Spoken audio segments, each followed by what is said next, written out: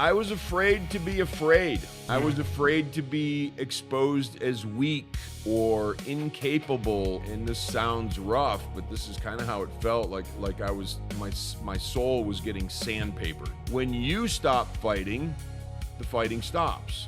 I don't have goals anymore. I have intentions. The gift was life.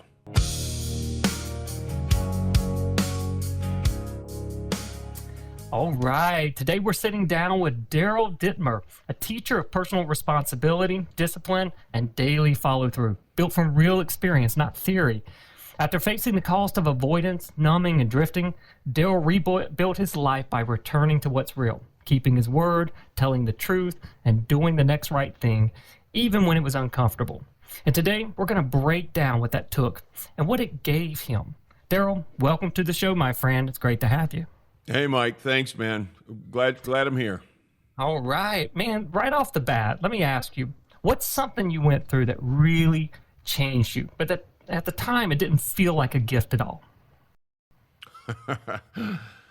Yeah, well, something that really changed me that didn't feel like a gift, which was the greatest gift of my life, it ended up being, but it was going through drug and alcohol treatment at the age of 19 years old and being scared to death and having to open myself up and people, trying to teach me how to be honest with myself and speak in groups and, sort of display my soul.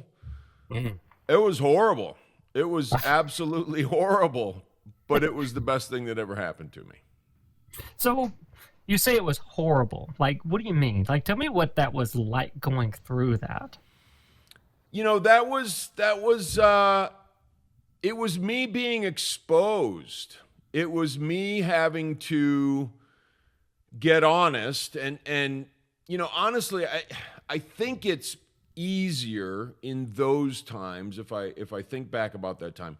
It was easier to say to people, and be honest and say, okay, I did this and I did this and I did that and I'm not proud of it and it was, it was bad and all those sorts of things. But it was much harder to sort of internalize that and be honest with me about how it sort of ripped my insides apart. And that was what it felt like. It felt like I was being like and this sounds rough, but this is kind of how it felt like I was, my soul was getting sandpapered. It was, I wanted to be trustworthy, but I wasn't. I wanted to be looked at in a good way, but I wasn't. I wanted people to respect me and want to be around me, but that wasn't the case because I wasn't living those things and I wasn't giving those things to myself or to other people. And so I couldn't expect them. And it was just this huge rub that I was living in a very different way than what I wanted from life. And that ripped me apart. That ripped me apart internally. So that vulnerability, did that feel like a weakness to you? Were you protecting something? Because it sounds like you went through like a ego dissension, right? Like the ego was exposed. They pulled the mask off. And so what were you so afraid of? I mean, what was going on in there? You talked about how difficult that was to be exposed. What exactly was exposed? What was that? I was afraid to be afraid. I was afraid to be exposed as weak or incapable or, I was afraid to be embarrassed. I was also afraid of what I didn't know about myself, which was like, man, what is inside me that feels so scared, and a lot of those things can be named, but some of those things I have found cannot necessarily be named, especially when we're in that situation. I might look back 20, 30 years and say, oh, that's what happened and that's what I was scared of. But I don't know that I necessarily knew it then. I just knew that that I was supposed to be this, my dad was a tough dude. My mom was pretty tough. I wanted to be tough. I didn't want to be soft. I wanted to be all of these things. And I was scared to be exposed that I wasn't those things. It's interesting that you said that you couldn't name it then. How about now? As you look back on it, can you name what you were so afraid of? Yeah, and that was it. It was being exposed. It was being scared of being scared. It was being scared of showing myself as quite honestly the scared little kid that I was. And it didn't take long for me to, it was within a matter of probably 5 years that I was like, okay, I understand what was happening, to the extent that I could understand it at that point. But now 40 years later, it's like, okay, I got it. I've seen it. I've seen it in me. I've seen it in, tens or if not hundreds of other people. It really is the same stuff. And I think that's where people get really hung up on, this whole exposing of life thing, because everybody thinks like, oh man, nobody's ever been through this before, or this is just me, or this is, nobody's ever felt this before, nobody's ever had it as bad as me. And it's like, you know what?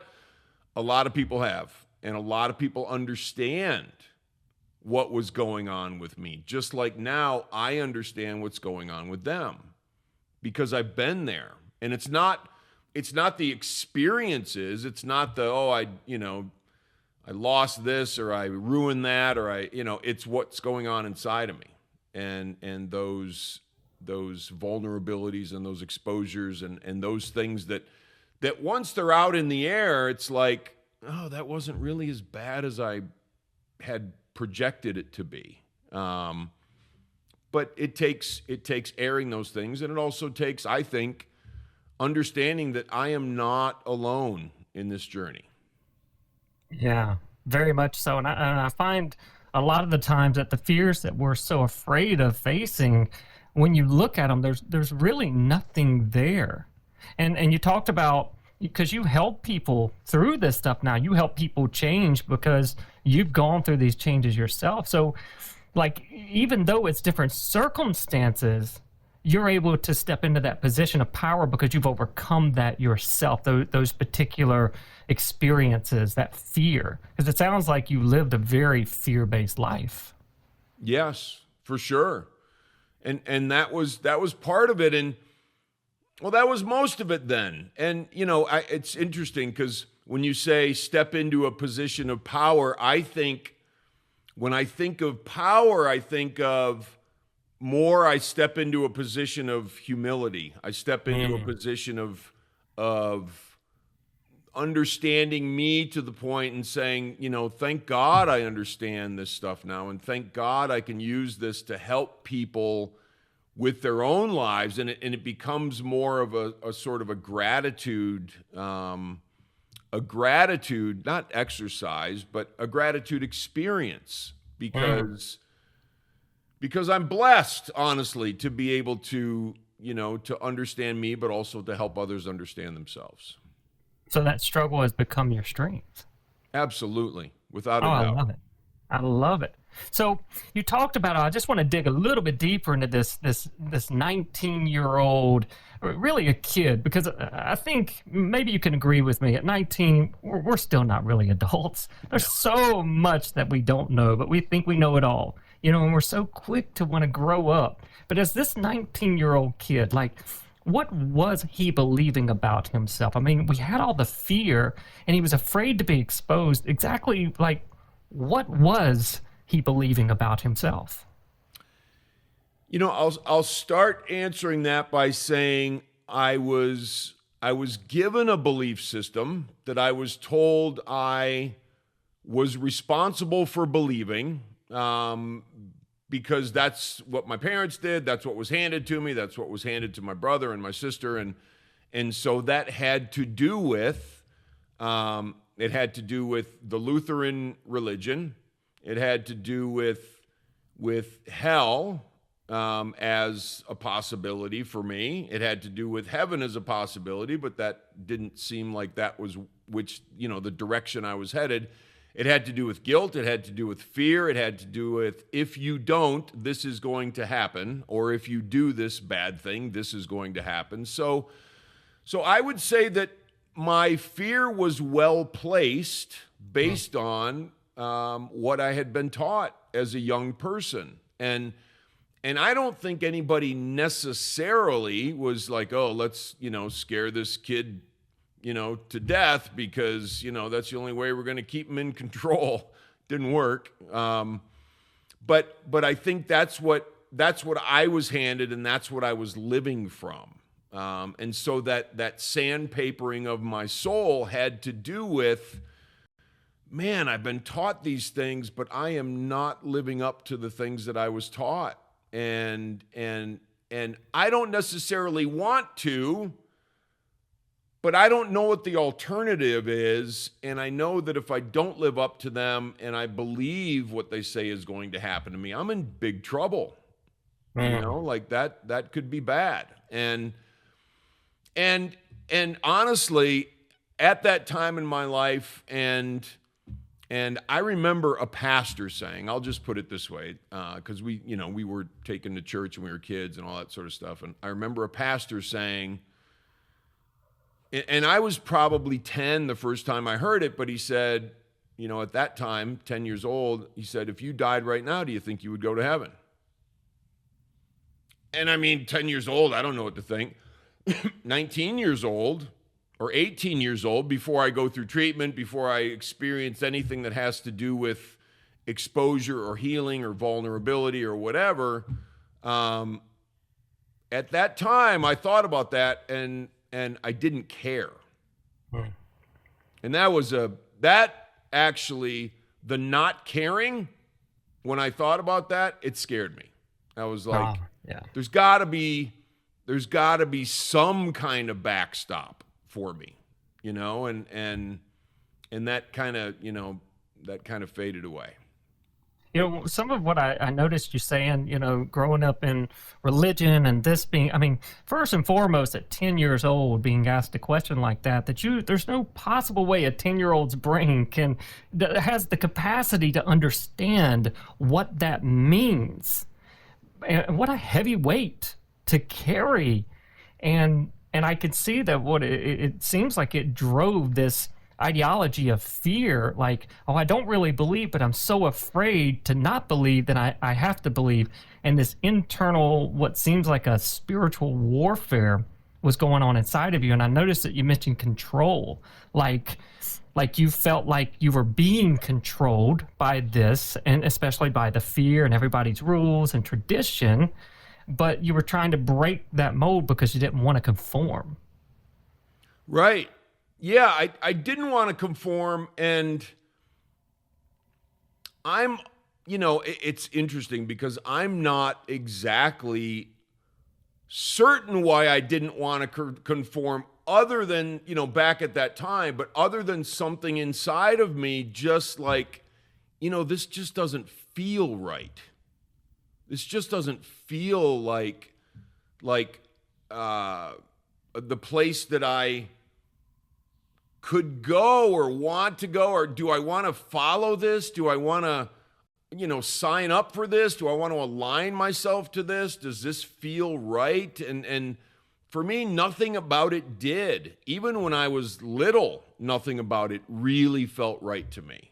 Like on a deeper level, right? Like not on a surface, like I'm thinking through this logically, no, especially like in here. Deep. Yeah. Yeah, absolutely. Wow. Do you think that, you mentioned the biggest struggles that you went through, at that time were the drugs and the alcohol. Was that your escape from that? Was that your way out of that fear? Was that your release? For sure. Yeah, without a doubt. And along with that comes other things and other addictions, which could be, hey, I want to be accepted by my friends, so I'm going to go steal this, or I'm going to destroy that, or I'm going to do something against the law because I want to be looked at as, this guy or that guy. And so, some of those barriers come down, and some of those places that would normally, inhibitions that would stop me, they didn't stop me, and throwing the drugs and alcohol on top of that absolutely didn't stop me. So it took me in a direction that became just very, very sick, very needy for that diversion from reality, but also, like I said, the need for attention, the need to be accepted, the need to do things that were not good for myself or for others for the sake of, somebody please tell me that I'm a worthwhile dude. And that was how I did it back then. And it's so interesting because the pushing against the grain and the drugs and the alcohol, the addictions, those are all forms of rejection. And it's like almost like a cover-up is what I'm hearing for the need for acceptance, not being able to fit this mold that everybody put you in. You felt so rejected through that. And so you would give into the peer pressure and do these things and self-destruct just to be accepted. It's really interesting how that happens, how we choose these paths of self-rejection in order to gain acceptance. Right. Yeah. And I think there's a part of it where it's, you don't go in thinking that, necessarily. You go in thinking, okay, this is fun. This feels good. This is, wow, I'm able to just sort of let loose a little bit. And oh, we were laughing and we were, joking and we were doing this and that. And then it progresses. And I'm a firm believer that if we're not moving forward in our lives, and I like to look at it as a trajectory, if I'm not moving north, I'm moving south. And there is no, there's no static sort of way of being. I'm either doing it or I'm, doing that. And so there's always a progression, and there's always a momentum, and there's always, am I feeding heading north, or am I feeding heading south? And the longer I head south, the more I'm on, maybe I started out in a wagon, but then I'm like on a toboggan on the ice at some point, and I'm just zipping downhill, and I can turn that around and I can start to go uphill, but that's the slope. And that's how it works. I think there's absolutely a progression of this stuff, especially when it's, undertaken from as far as addiction is concerned, and how we pursue addiction and how that sickness builds over time. Yeah, I can definitely see that. So we've kind of jumped into this 19-year-old's mind of addiction and escape and trying to be acceptance and that identity. At what point did you realize that this wasn't just about what you were doing, but instead about who you were being? When did that identity shift start taking place? I would say probably 17, 18. I mean, as far as looking back, I think there was a point where, and it just feels, I couldn't name it on a calendar, but I think there was a point inside of me that shifted from having fun for the most part to having fun sometimes, but it being more about destruction. And I'm going to say that was probably, the middle of being 17 years old, maybe a junior in high school, something like that, where I still cared, but I was dumping so much garbage on top of what I called, or what I thought might be caring, that it just couldn't see the light of day anymore. So when did that actually start to change? I know you talked about going through the rehabs and stuff, and you talked about, learning how to be honest and be upfront and look at what's there and face those insecurities and vulnerabilities. But what actually was that change in you? Was there a person? Was there an event? What did that look like for you? Probably the first thing, treatment gave me two things, and that I recall. One was hope that I could have a different life, and a life that felt better. And then the other one was it got me involved in the 12 steps. And the 12 steps for me at 19 years old was it was a roadmap for living. And I thought it was just, okay, I'm not going to drink and do drugs anymore. And this is how I don't drink and do drugs anymore. These 12 steps. I'm like, all right, I'll try to do that. And I'll try to work these 12 steps. And then it didn't take too long to find out that it's not about, there's only one step that deals with drinking and drugs, and that's the first one. The other 11 have to do with living and have to do with life and have to do with believing that I can have a different life and believing that, there's probably something out there that's cooler than me and bigger than me and more powerful than me. And whatever I choose to call that is what I choose to call that. And whatever anybody chooses to call it, they can call it. And then, how do I own up to and take accountability for the things that I did, and how do I, make amends for some of the things that I did and talk to the people about some of the things that I did to them. And then how do I implement these ideas into the rest of my life? And how do I become a person that at some point can pass that message on to other people? And how do I continue to grow it in here? Those are all things that the 12 steps actually are about. And so I also found a sponsor, or a mentor is what they call it in the 12 steps. They call it a sponsor, but somebody who could help me through that process, because I couldn't do it myself. And the 12-step tables and a lot of people that I met were able to help me through that. And my mentor sponsor was able to help me through that as well. And it was a wonderful process of opening my eyes, of shedding some of the old garbage and really completely changing what and how I believe about my time on this planet and potentially anything thereafter. You talked earlier about religion and how big of a part that played, a lot of it in the resistance aspect, but it sounds like when you were describing the 12 steps and what it was for you, or at least 11 of those 12 steps, was really about a lifestyle and being part of something bigger. Do you believe that being kind of preconditioned to that idea that there is something greater out there, maybe not necessarily what you were taught, do you believe that kind of like set you on a path of seeking something greater that you were able to find through that avenue of the 12 steps? Yeah, I feel like in some ways it made it more difficult, excuse me, because I had a preconceived notion, and there's always that little fear part, like, man, if I do something wrong, am I going to, this eternal fires, damnation, all that sort of stuff.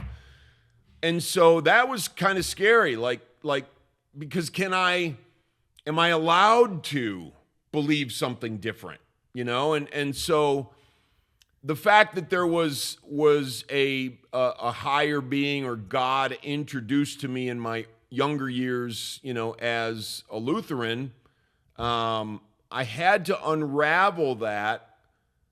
And for a while, my sort of the being larger than me was the 12-step tables. Like, hey, these guys know more than me, and that's all I got to say. But I do know this, that I'm not the one who makes my eyes see. I'm not the one who makes the grass grow, and I'm not the one who makes the planets move, nor are the tables. So there's got to be something out there that's badder than me, like just something really spectacular out there. And I can call it energy. I can call it the universe. I can call it whatever I want. My belief system today, and I'll fast forward a little bit, but it really is, I don't need to define it. I don't need to put limits on whatever that power is. I don't need to say, oh, it's this, because once I say it's this, that means it's not that. Oh, yeah. And so those are important things to me today, but that's been, a long process that started with an incredible amount of trepidation because I didn't want to go to hell by believing something wrong. And I had to switch all that out. It's interesting when you talk about the labels. I find that when we put a label on something, that's a reduction of it. And I kind of have very similar beliefs. Whatever it is, I mean, the human mind doesn't have the capacity to really understand it. We can read patterns based on our own experience, but we really don't have the capacity to define it. But once we put a definition, that is a limit. A definition is a box. And so how do you reconcile that there is no necessarily a definition? How do you use that? I know this is a big question, but how do you personally use this idea, this existence of something greater? How do you use that? Like a practical use of it? A practical use for me is I look at this entity, whatever it is, and I can call it God sometimes because I don't want to call it Bob. I just, okay, sure. God. But that's something that to me is limitless and undefinable, and sort of I am that I am sort of thing. Just that's what it is. So how do I use it? I guess that's a great question, and because I'm not, I've never been asked that question before, but I love it because I use it every single day when I access it when I do my breath work, when I do my quiet time, when I do my gratitude practice every day, and really when people talk about prayer, and I've gotten to the point where I do my breath work, I do my meditation, and then I just say thank you, and then I move on with my day, and that's my prayer. My prayer is thank you. And because if this being is limitless, then why would I ask for anything? I don't know what I need. I don't have a freaking clue. It might be I need an ice cream sandwich, and I'm asking for the Empire State Building or something. You know what I mean? I don't know what I need. So if I have that faith in this entity or being or whatever it is, then all I really think is appropriate is just say thanks, because I woke up, I'm alive, I love my life, I feel good, I have a smile on my face.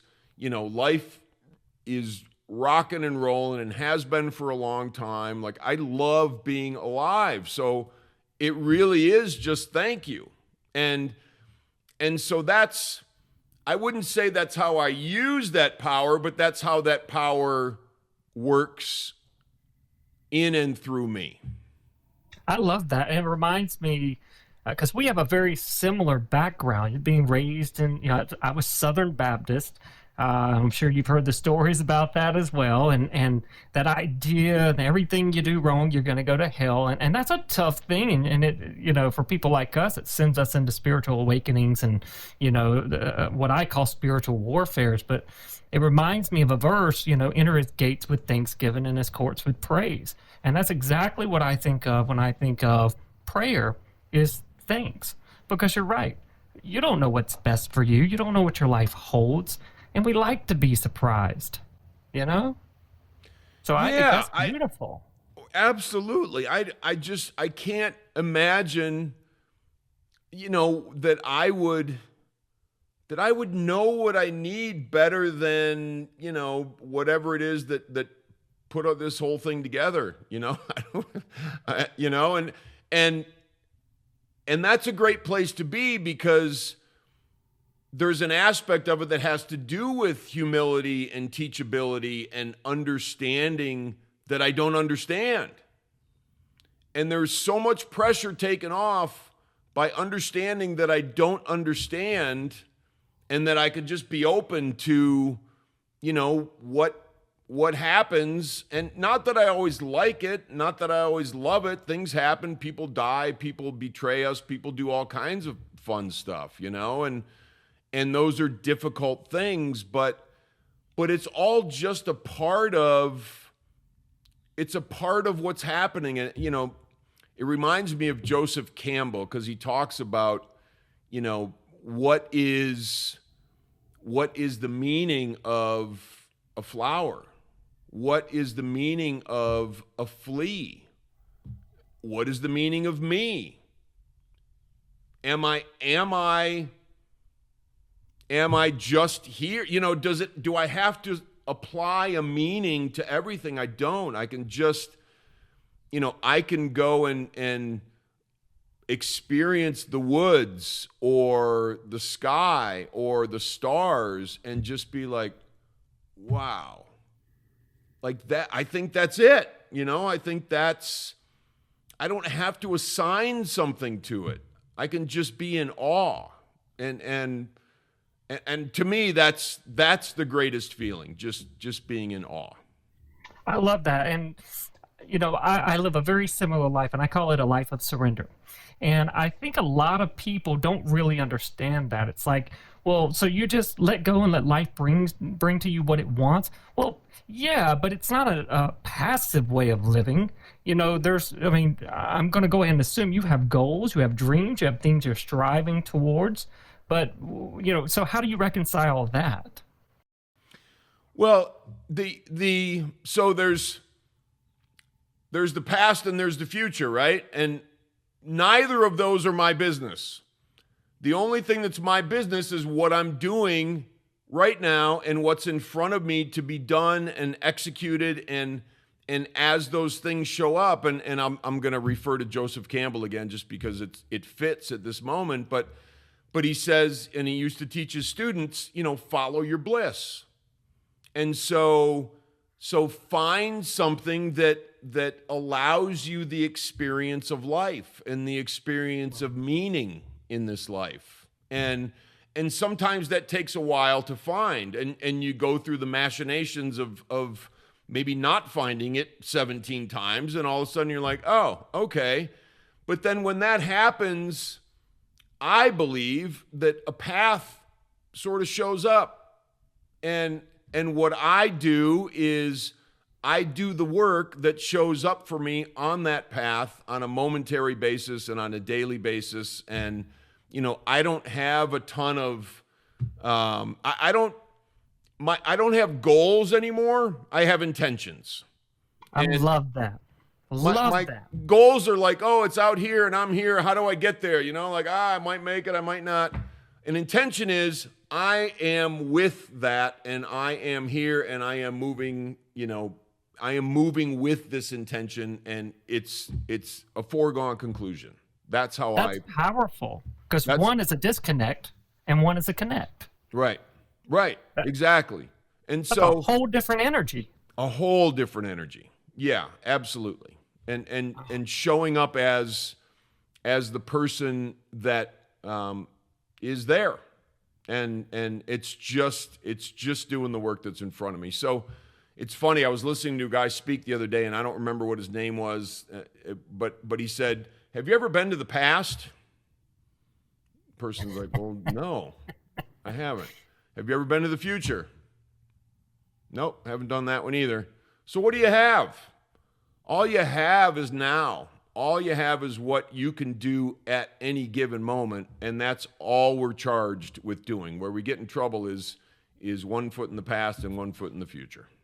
Oh, I love it. And I always, the way I describe it is, when life calls, because I don't really have a label for this either. So I just call it life, because that's just a label that kind of fits everything. When life calls, answer the call. Right. And what a life that gives. It's almost magical. You've been through so much, and the way that you've transformed your life. I just wanted to kind of hit on this for a moment. And you got some books out. All right. Let's just briefly go through your first one, When I Stopped Fighting. So this is your journey, and even the title says a lot. So what were you fighting before you made that shift and then brought this book about? Tell me a little bit about that. Sure. And thank you for that, Mike. You know, my first mentor or sponsor in the 12 steps, as he watched me fighting my life and fighting really everything. I mean, excuse me, it's very easy to, because we're taught, like, you gotta fight disease, you gotta fight for your job, you gotta fight for, you know, credibility, you have to fight for everything. And my parents, you know, like, all right, you're not hurt unless there's a bone sticking out, you know, get up, rub some dirt on it, you know, like that sort of thing. No pain, no gain. So everything is about this grind and this fight. And my mentor, as he was listening to me talk about fighting life, he said, Daryl, listen. I said, okay. He said, when you stop fighting, the fighting stops. And I was like, oh, all right. So I got it about this much, right, when I'm 19 years old. Excuse me. But as I've gotten older, it's very meaningful because most of the time, the fight is me fighting me. Yeah. And not that I'm necessarily, and that can show up as fighting everything else in the world, but really what it is me fighting me. And that was why I wrote my first book and why I titled my book When I Stopped Fighting. I love it. And so what changed? Like, how do you sum that up? What changed when you stopped fighting? There's a part of my book, can I say the word ass? Say it. Ass. All right. Thank you. So the subtitle of my book is the unexpected joy of getting my head out of my ass. And there's a chapter in my book called The Ass Kicking Machine.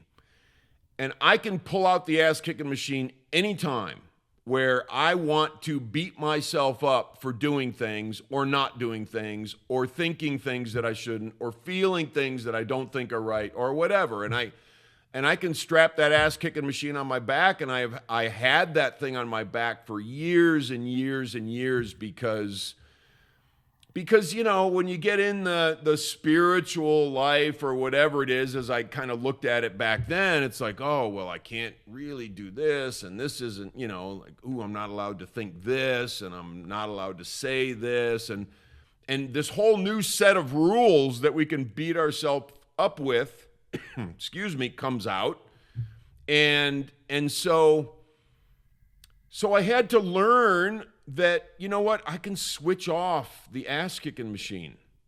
I can turn it off. That's within my power to turn that thing off. And I can allow life to happen, which is sort of a yielding, and it's not a weakness yielding, it's a strength yielding. I can allow life to happen, and I can allow me to not have to control everything that happens or try to control everything that happens or judge everything that happens. You know, that's one of my favorite words in the English language is the word allow, because I've always, you know, I can always have my grubby little hands in it trying to change it or fix it or whatever. And there's a very good possibility that there are some things that I can be instrumental in working out in my life, but there's also a huge part of life that gets worked out by not trying to change it all the time and by stopping that fight. And it's a balance that, you know, goes on. It's going to go on for the rest of my life. But in general, I don't give me fighting me the time of day anymore. And I love that you said it's a switch you can flip off. So what you're saying is it's a choice. Absolutely. 100%. I mean, we don't always have access to that choice. I mean, every choice isn't always an option, but it sounds like you worked your way up to the point where that became a choice for you. Absolutely. Yeah, that's absolutely. And it takes time. Sure. So what is that like? Because you work with people and you help people go through these stages and evolve. So what does fighting look like for people who don't really realize that they're doing it? it's hard to watch because it reminds me of me, but it also is helpful that it reminds me of me because I know what I needed to do to change and to be different, and to allow myself and allow life to happen without me having to get my grubby little fingers in it. So, one of the things that I think is really crucial for people to understand, especially when they're mired in beating themselves up and beating life up and just, trying so hard that they defeat themselves because they're trying so hard and they don't allow themselves any leniency. And I can relate to that. And, a couple of things that I talk about, number one is start to think about the possibilities that you can't conceive of at this particular moment of where your life could be someday. Can you imagine yourself free? Can you imagine yourself not constrained by this hole in the middle of your chest and the clouds in your head and all of those things? And because I want them to imagine true freedom. And maybe it's financial freedom, maybe it's emotional freedom, maybe it's, freedom from that swirling going on in the head all the time, that sort of thing. And then the other thing I talk to them about is it's beautiful that you're actually here on this planet and you're exposed now. Maybe you weren't before, but you're in front of me now and you're exposed to potentially a different way of life. You got to be grateful for that. You got to find a seed of gratitude. So, and then we start to talk about deeper things and things that have to do with them. But I want them to understand that their life can absolutely be different.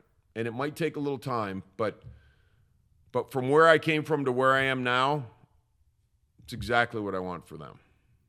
I kind of often describe that within myself as the man that I was can't even stand in the shadow of the man I've become. And it sounds like that's what you're helping, not just surface thing. I mean, this is so much deeper, and it sounds like, what a great segue into your second book, When You Stop Fighting. And it sounds like that's exactly what you've described as your journey playing out, giving you the tools and the gifts to help other people do it for themselves. So tell us a little bit about the second book, When You Stop Fighting. Sure. Somebody said to me on a podcast that I was on a few months ago, she said, and I thought this was beautiful, she said, I would be doing the world a disservice if I didn't tell my story and try to help people based on how people helped me. It would be a very selfish thing for me to do. And that's how I feel. I feel like I have to give my story away, and I have to tell people how it worked for me, because if somebody's going through something and I didn't share my story, I'm probably doing them a disservice. And so my second book, which I wrote I finished my first book. I'm like, man, there's still something there. And I'm telling my wife, like, oh, there's more in there. I got to keep writing. And so I kept writing, and the second book came out. But what that book is about is seeing ways that we stop ourselves, finding, and it can be a lot of different things. It can be how we spend our time and the things that we don't even know that we're, I'll say, addicted to, which could be social media, could be gambling, could be drugs, alcohol, but it could be comfort. It could be convenience. It could be, I'm not willing to take any risk and I'm not willing to go through any pain. Mm-hmm. And so let's look at these things, and because the things that are going to make us successful in life, financially, mentally, emotionally, sort of intestinal fortitude, it's all the same stuff. How do I build confidence? I build confidence by doing difficult things repeatedly. And then I build more confidence by doing a little more difficult things, but I gain some by doing the thing I did before. And so that's what this second book is about. Okay, what might be stopping you? What are you looking for in life? Are you looking for, great relationships? Are you looking for some sort of meaning or purpose? Are you looking for peace of mind? And naming those things for ourselves. And then how do we get there? What's the value of perseverance? What's the value of taking risks? What's the value of doing difficult things? And life can't be, to me, and this is my belief, but I believe it's true because I've never heard a successful person. When I say success, I mean mostly in here. There can be a financial component to it, but mostly it's in here. Do I wake up in the morning with a smile on my face? And what does it take to do that? But I've never heard a successful person ever say, "Oh, that was easy. I just comforted my way to success." No, you didn't. You got your butt kicked all the way to success. Yes. And that's a part of it. And it's okay that that's a part of it. And then the end of the book is some of the things that people can look forward to, from an overall freedom perspective that they will gain over the course of living the principles that I talk about. I love that. I mean, what a great roadmap. You showed them how it's done, and then you're helping them create one for themselves. I mean, it's a complete system. I love it. Thank you. What an incredible story you have. And so let me ask you, Daryl, like looking back at that version of you that we've talked about, that 19-year-old version that, kind of went through all of those things and the rejection, the acceptance, the identity struggles, and the redefining of the self. When you look back at your journey, at that version of you, the one avoiding and drifting, not showing up, what was the gift that you came out with? What was the gift? It's funny.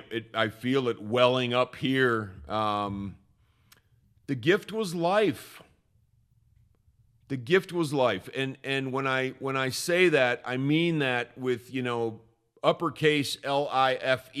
And when I say waking up in the morning with a smile on my face, I mean it. Almost no matter what's going on, it's like, wow, a new day. And it used to be many, many years ago, as things continued to seem to be going wrong in my life, it was like, oh man, what's going to happen next? And for a long time now, it's been, man, I can't wait to see what's going to happen next. And there's one of the things I used to talk about early on in sobriety for me and recovery for me was people would say happy, joyous, and free. And I had no idea what that meant. And it didn't resonate with me. I wanted it. I wanted to understand what that was, but I've understood what that is for a long time now, and that's what shows up in my life every single day. And I'm thankful for it. That's the gift. So if someone said, okay, well, what does that really mean? What does that really, really look like? And almost like a day-to-day type of an experience. What is that experience living with so much freedom and joy and that magic? What is that like on a day-to-day basis? What you help people achieve through the journey that you help them go through and that you've lived yourself? What does that really look like? I was listening to something the other day and it said, okay, well, where do you get electricity from? And they're like, well, the light switch. I go turn on the light switch.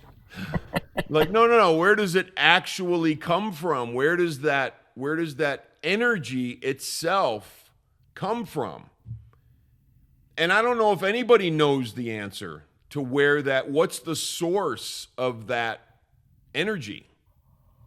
And that's how it feels. That's what life feels like. And that's how inexplicable it is because it feels like resonance.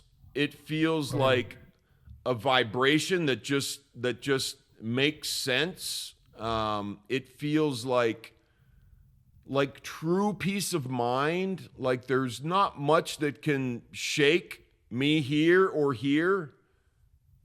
Sort of a strength. And there's an ability to go into things that I fear because I know it's going to be okay. Mm. And that was probably the first thing that I started to eke out sometime in my 20s, where for a long time I didn't know it was going to be okay.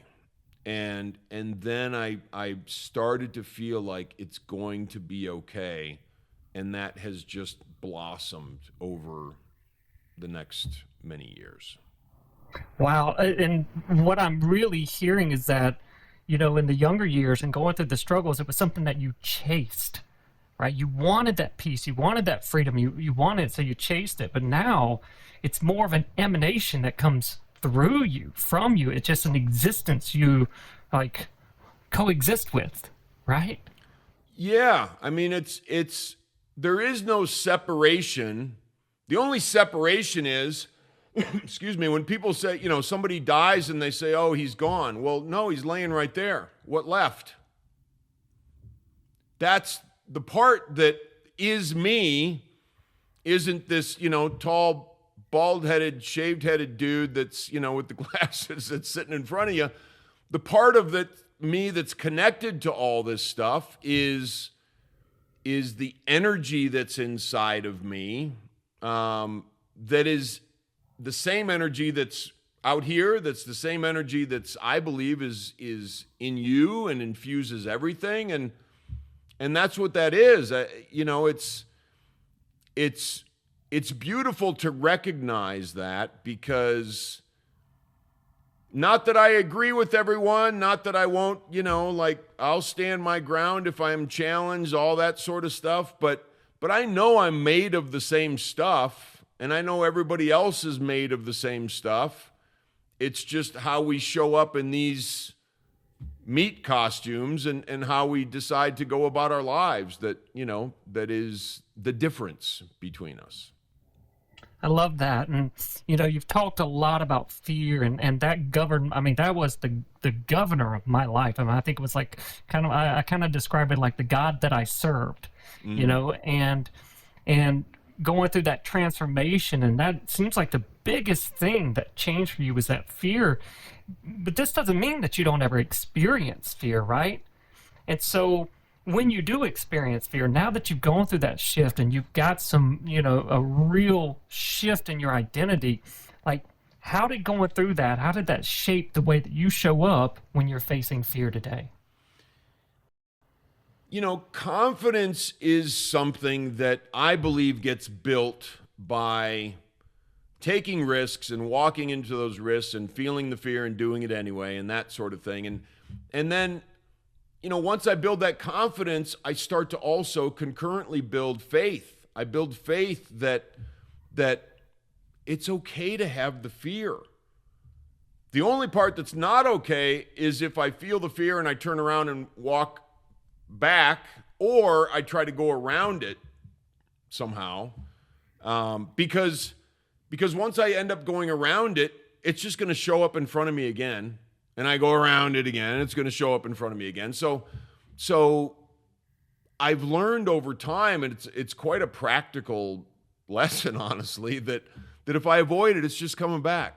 So you know what? Take what you've learned, take the wins that you've, quote unquote, wins that you've accumulated, and also some of the things that you thought were losses that turned out to be stepping stones, things that you thought, oh, that's a failure. It's not a failure. It's just a step. It's a step toward where you're trying to go. And so all those things come to mind for me when I think about, what that fear is, or what I need to face to move past. Because once you move past, you're good to go. Yeah. The only time you're not good to go is when you avoid. Yeah, so I often think about that as one of the first steps to overcoming just about anything is to embrace it, to accept it. Here it is. I mean, you could run from it, but you're running from yourself because that's where the fear is. Right. And it sounds like you spent many years, most of your, earlier life running, but when you finally faced it and you looked at the truth, not just of what you were going through, but of yourself, things really, really shifted. Now, Daryl, someone listening right now, they know they're not showing up, and there's a lot of people not showing up. So for you, what's the first thing that you would say that they need to stop doing? Well, the first thing I think that's crucial to stop doing is, and it's difficult in today's society, but the difficulty part doesn't matter. That's not an excuse. And that's probably the first thing is I need to start thinking about owning every aspect of my life and every aspect of me. Because nobody's going to do this life for me. Nobody's going to be the person that's successful for me. Nobody's going to be the person that gets through the fears for me. No pill is going to change my life. No drink or drug is going to change my life. And honestly, no amount of money is going to change my life for the better unless I get this figured out in here. And so owning ourselves and you don't have to do it all today, but you have to be open to owning every aspect of you. Own all of it. Own your reactions, own your responses, own how you relate to people, own, oh, you hurt my feelings. What do I need to do with that? Just own it. And then once you own it, you can move forward. But that's really what it takes. You have to own it. I love that. And to me, I just look at that for myself as self-leadership. Because you're in charge of it. If you want something, look, I waited for years for the right person to show up. And I never realized until years later, I was the right person. And until I showed up, it didn't happen. So, Daryl, man, you're an incredible and very inspirational person with all that you've gone through and that you've accomplished and what you're doing in this world. You're changing lives on such a deep level. What an inspiration, man. So for those listening who want to learn more about your work or connect with you personally, what's the best way for them to find you? Thank you, Mike, first of all, for saying those wonderful things. I do appreciate that very much. The best place to find me is on my website, which is daryldittmer.com. And feel free if it's got all my socials, it's got my podcast, it's got the coaching and the sales training that I do, all of those things, stories about me, all that kind of stuff. But if you want, if something struck you, or if you want to shoot me an email, ask a question, something you didn't understand, feel free to do it. It's daryl@daryldittmer.com. And I'm happy to help. Always, I'll always respond. I'll always, I'll give you whatever best advice I can give you at any given time. And so don't be afraid to reach out. I love that. Daryl, man, I appreciate you being here, my friend. This was a powerful conversation. Very powerful. Thank you, Mike. I appreciate it, man. I'm grateful that you asked me to be on your podcast, and look forward to talking soon. Awesome. And all of you that are listening, check out daryldittmer.com. This guy is life-changing. And remember, life is here to help you. Every moment holds a gift, an opportunity to grow, to shift, and to become more of who you're meant to be. But it's your job to find it. It's your job to use it. If you want to go deeper with this work, you can find me at mikeoglesbee.com. Until next time, thanks for tuning in to What's the Gift podcast. I'm your host, Mike Oglesbee, and we'll see you in the next episode.